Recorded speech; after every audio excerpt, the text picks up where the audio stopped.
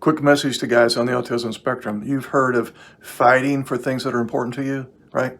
Your wife is fighting because you're important to her, but you're missing the second part. You just view it as fighting.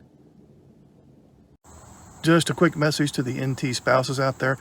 Autism was here long before you were born, and autism is going to be here long after you're gone. It has nothing to do with you. There's no need to take it personally. It's a lot like the weather. There's going to be lightning, thunderstorms, sun, rain. It's a mixed bag. To the NT wives out there, if you've tried to get through to your husband by appealing to his emotions and his empathy and talking about your feelings, as you have found out, you don't get anywhere because he doesn't speak emotionese. If you want to get through to him, you're going to have to think like he thinks rather than insisting that he feels like you feel. And how you're going to get through to him is appeal to his logic. So stop with the speaking emotionese, just making that term up. It doesn't exist. Instead, start speaking logicies. So, message to NT spouses out there, what do you have in the way of self-care strategies in all different domains of life? Spiritually, physically, mentally, emotionally, socially, financially, even vocationally and educationally. What are some of your self-care strategies? Does changing your autistic spouse fall into the category of one of your self-care strategies? It shouldn't, because that's a self-sabotage strategy, not a self-care strategy. Your autistic husband has self-care strategies. He will engage in his special interests for lengthy periods of time to de-escalate, to reduce his anxiety, to charge his battery. You need to find a self-care strategy that's as good as his. And changing him can't be one of your self-care strategies. That's self-sabotage. So again, all domains of life, spiritually, physically, mentally, emotionally, socially, financially, what can you do self-care-wise? Dear NTYs, autism spectrum disorder is what it is. You can't change it. Trying to change the traits in an autistic person is like trying to change the weather. You don't stand a chance getting that accomplished. Please stop beating your head against a brick wall. He has to understand my feelings or I'm being abused. He has to say or do certain things, otherwise I'm not okay inside. He has to avoid saying or doing certain things, otherwise it hurts my feelings. Why would you want to give anybody that kind of power? Hey, a quick message to the NT wives out there. You want to speak your autistic husband's love language? It's not going to be words of affirmation or acts of service or gifts or quality time or physical touch. Just stop pointing out what he's doing wrong. That's his love language. He would view that as a very loving thing to do. Quick message to the NT wives out there. Did you ever consider the concept that less is better? In other words, the harder you try, the more you push him away, and the more you back off, the more you pull him in. I would give it a shot. What you've been doing may not be working. Quick message to the NT spouses out there. Imagine sitting down, being forced to sit down at a poker table and play poker, and you have no freaking idea how to play poker. Okay, everybody else does. You're the only one that doesn't know. But you got to play the game. You got to try to figure it out fast. That's how your autistic spouse feels in social and emotional situations that are over his head. Quick message to NT spouses. Think of your autistic husband as a battery, and he will only be able to engage in social activities that are laden with emotional intricacies for so long before his battery is dead. And how does he recharge his battery? He goes and engages in his special interest. So, do you not realize that your autistic spouse would be exhibiting those same autistic traits even if you weren't around? So why would you want to make it about you? Okay?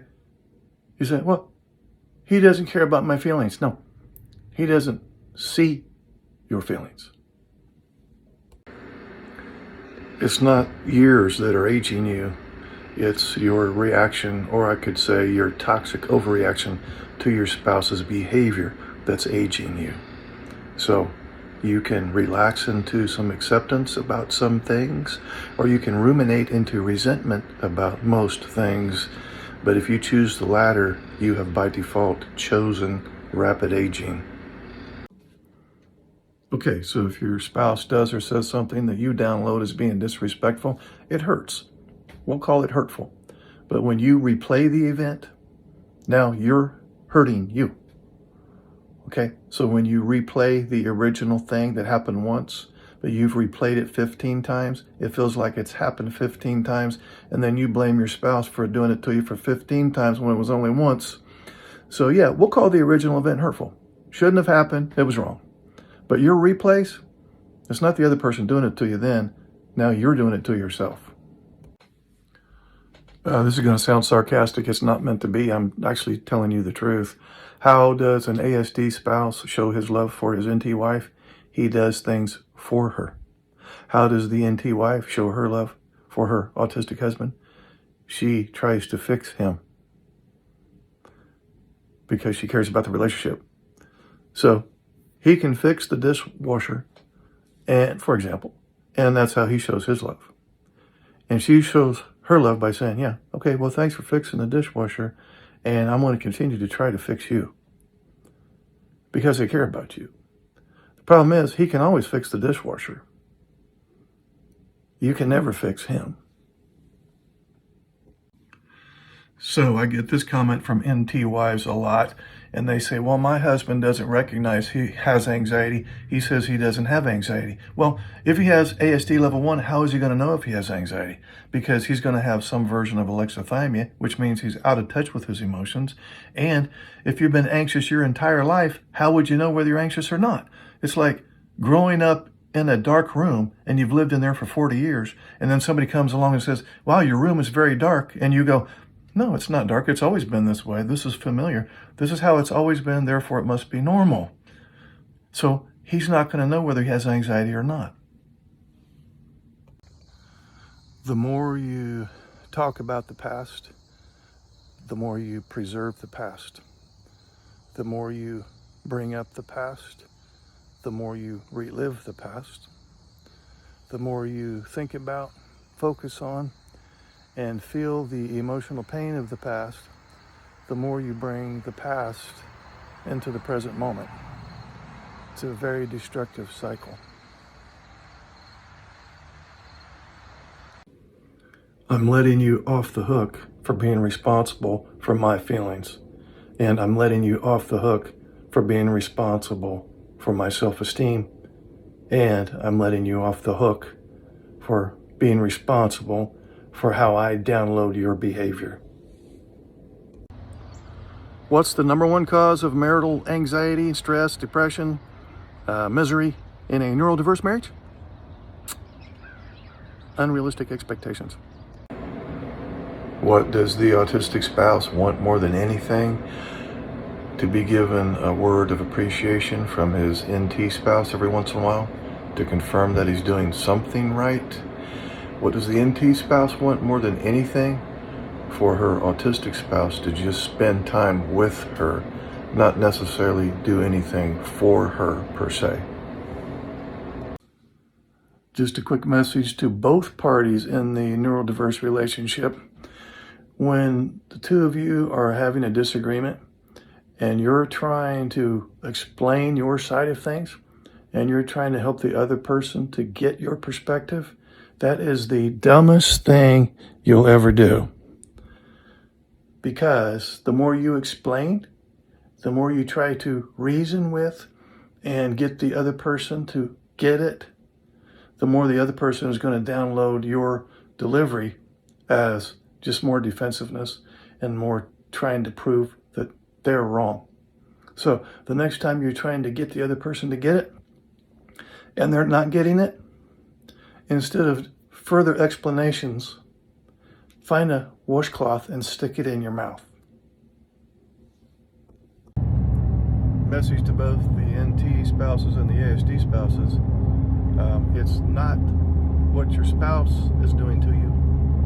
It's your download of what your spouse is doing to you. And then your reaction based on your download. Trying to change the other person so that you'll feel better doesn't work. You have evidence of that. In fact, trying to change the other person makes a bad problem worse because when they don't change, you assume that they don't want you to feel better. Quick message to the NT spouses out there. Why would you shame your autistic husband and guilt trip your autistic husband and then expect him not to explode in some version of a meltdown? That's like saying, I want to play with dynamite, but I don't want it to explode. No, if you're going to shame, throw, and guilt trip, you're going to be on the receiving end of some kind of meltdown or shutdown or an adult temper tantrum, and that's just going to come with the territory. And by the way, your shaming and guilting is not going to change behavior. It's going to increase that behavior. You got to find another method. So if you are a neurotypical wife married to someone who is autistic, you are highly social and emotional, and your autistic spouse is not. And if you insist that he become social and emotional, unfortunately, you're going to push him away, and then his tendency will very likely be to be less social and even less emotionally connecting. So insisting in this case will definitely work against you.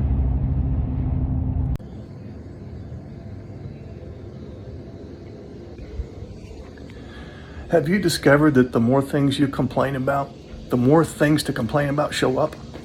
Have you discovered that the more insecure you are, the more you require the other person to change their behavior so you'll be okay inside? Have you discovered that the more you look around and hunt down the things that are going wrong, more wrong things tend to show up? So the ASD husband wants to shut down to reduce his anxiety. The NT wife wants to talk through the problems to reduce her anxiety. That's a hell of a dilemma, isn't it? Guess who's the biggest loser in that scenario? She is. That's Tobias. You can make a point or you can keep the peace, but you can't do both, not at the same time. You might think, well, we should be able to make a point and keep the peace at the same time. Hasn't worked that way for the last 10 years. What makes you think it's going to work that way later this afternoon?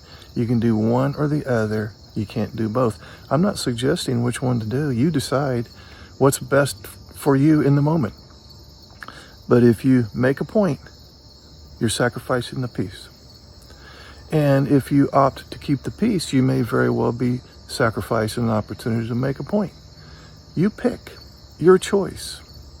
But if you decide to make a point, don't bitch about the fact that there's no peace. Doesn't work like that. Sorry.